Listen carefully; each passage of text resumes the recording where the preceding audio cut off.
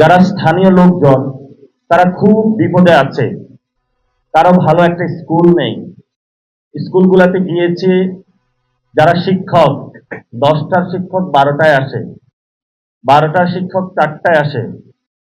স্কুলের ম্যানেজিং কমিটির সভাপতি দেওয়া হয়েছে, যেখানে আমরা বলেছিলাম সবচেয়ে ভালো মানুষটাকে দেওয়া হবে, ওই এলাকার নাম্বার 1 ক্রিমিনালকে হলে স্কুল কমিটির সভাপতি বানানো হয়েছে।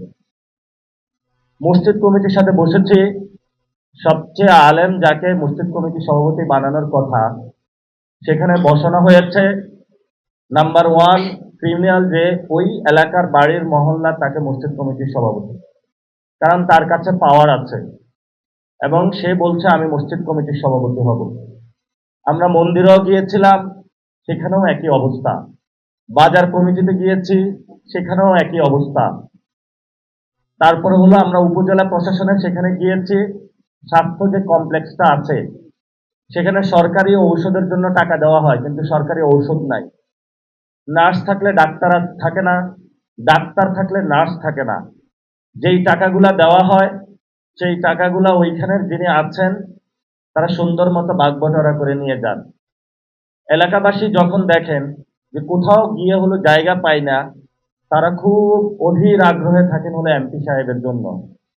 এমপি সাহেব হলো নির্বাচনের আগে যে সিমটা ব্যবহার করেছেন, ওইটা আলহামদুলিল্লাহ আস্তে করে বন্ধ করে দিয়ে ঢাকায় তাদেরকে পার্লামেন্টের আশেপাশে মনে হয় কিছু ছোট ছোট ফ্ল্যাট দেওয়া হয়েছে, ওইখানে হলো মোবাইলটা বন্ধ করে একদম বৃষ্টিতে তারা ঘুম দেয়। তা আমি কয়েকজন এমপিকে জিজ্ঞেস করলাম যে আপনাকে এলাকার মানুষ খুঁজতেছে, আপনি এলাকায় যান না কেন? কারো যদি খুব ছোটখাটো অসুস্থ হয়, জ্বরও হয়, তাহলে সে এমপি সাহেবকে খুঁজে। এলাকার মানুষের ভয়ে আমি আর এলাকা যাওয়ার সাহস পাই না। এমপিরা হলো ঢাকায় পালায়া থাকে।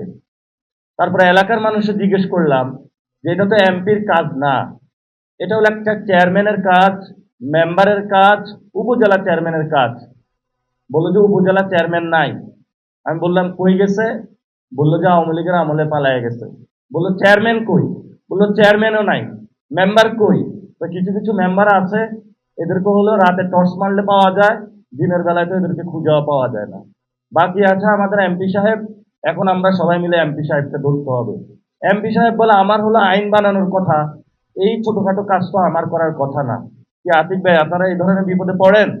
ভালোই পড়েন।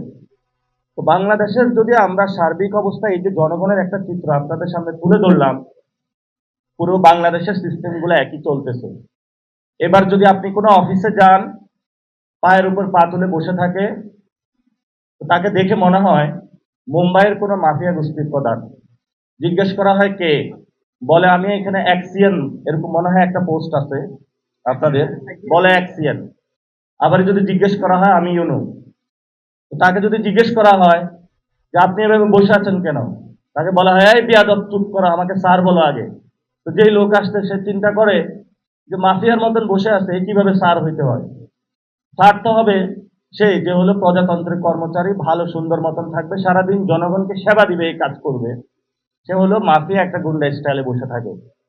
তারপরে হলো এলাকার আমরা যেটা পথে পথে জনপদে এক্সপিরিয়েন্স নিয়ে এসেছি, সেখানে হলো নতুন ধরে মাদকের চোরাচালান শুরু হয়েছে, গুন্ডাগিরি, মাস্তানি।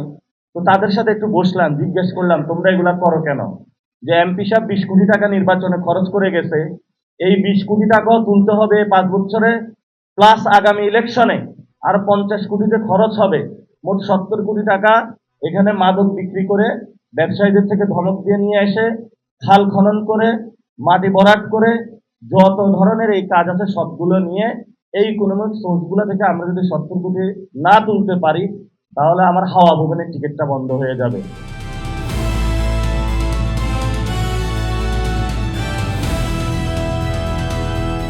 দিনাজপুর টিভি, মানুষের জীবনের কথা বলে।